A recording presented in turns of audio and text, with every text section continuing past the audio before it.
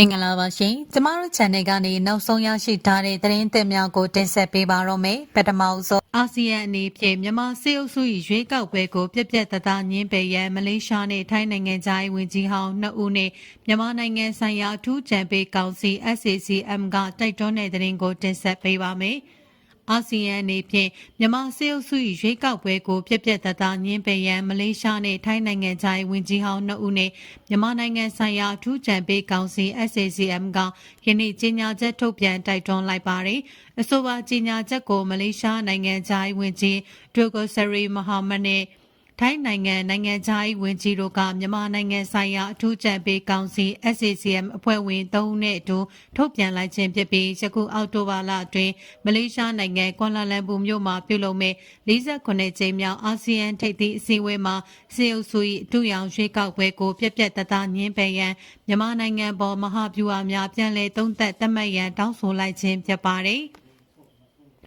အောက်တိုဘာ9ရက်နေ့မလေးရှားနိုင်ငံသားဝန်ကြီးမိုဟာမက်ဟတ်ဆန်၏နေပြည်တော်ခီးစဉ်တွင်မြန်မာနိုင်ငံတွင်ကျင်းပမည့်ရွေးကောက်ပွဲနှင့်ပတ်သက်၍လွတ်လပ်တရားမျှတမှုပွင့်လင်းမြင်သာမှုနှင့်ယုံကြည်စိတ်ချရသောလုပ်ငန်းစဉ်များအတွက်အနိုင်ဆုံးစံနှုန်းများကိုချမှတ်ခဲ့ပြီးနိုင်ငံတော်ဝန်ကျင်းပသည့်ကြောင်းနိုင်ငံရေးပါတီများအားလုံးကပါဝင်ဆောင်ရွက်သင့်ကြောင်းစေအုပ်စုကိုတိုက်တွန်းခဲ့ပါသည်မလေးရှားနိုင်ငံသားဝန်ကြီးထုတ်ဖော်ပြောဆိုခဲ့သောစံသတ်မှတ်ချက်များနဲ့စေအုပ်စုကဒီဇင်ဘာ28ရက်နေ့တွင်စတင်ရန်စီစဉ်ထားသောရွေးကောက်ပွဲကမကိုက်ညီသဖြင့်အာဆီယံကစေအုပ်စုရွေးကောက်ပွဲကိုပြက်ပြက်သားသားပိတ်ချရမည်ဖြစ်ကြောင်းအကယ်၍အာဆီယံစေအုပ်စုရွေးကောက်ပွဲကိုမပိတ်ချလျင်မြန်မာပြည်သူများပေါ်သစ္စာဖောက်လိုက်ခြင်းဖြစ်ပြီးဒေသတွင်းမှရက်စက်ကြမ်းကြုတ်သောဆရာနာရှင်ကိုဆုချခြင်းဖြစ်လိမ့်မည်ဟုတတိပေးပါသည်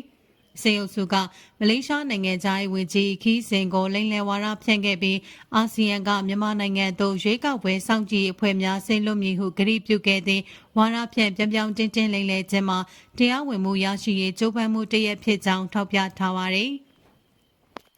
မြန်မာစေအုပ်စုကအာဆီယံဘုံသဘောတူညီချက်၅ချက်ကိုအကောင့်ထဲပေါ်ရန်ပြက်ကွက်ခဲ့မှုမှာအာဆီယံ၏ကြာရှုံးမှုဖြင့်ဝန်ခံရမည်ဖြစ်ပြီးဒေသတွင်းနိုင်ငံများအကြားနိုင်ငံဖြတ်ကျော်ရာဇဝမှုများတိုးပွားလာစေခြင်းအဖွဲ့ဝင်နိုင်ငံများကြားအနာဂတ်ဆရာနာသိမ်းမှုဖြစ်လာစေရန်ခွင့်ပြုစေတဲ့ကဲ့သို့ဖြစ်ခြင်းပြည်သူထောင်ချီတပ်ဖြတ်ခြင်းကိုလစ်လျူရှုခြင်းနဲ့အာဆီယံနေဖြင့်မိမိအဖွဲ့တွင်အရေးကြီးသောဆုံးဖြတ်မှုများကိုဥဆောင်ထိန်းချုပ်ရန်အင်အားနဲ့ဩဇာမရှိတော့ခြင်းများဖြစ်ပေါ်စေကြောင်းထောက်ပြထားပါသည်။အာဏာသိမ်းအုပ်ချုပ်ရေး၏အကြမ်းဖက်မှုများ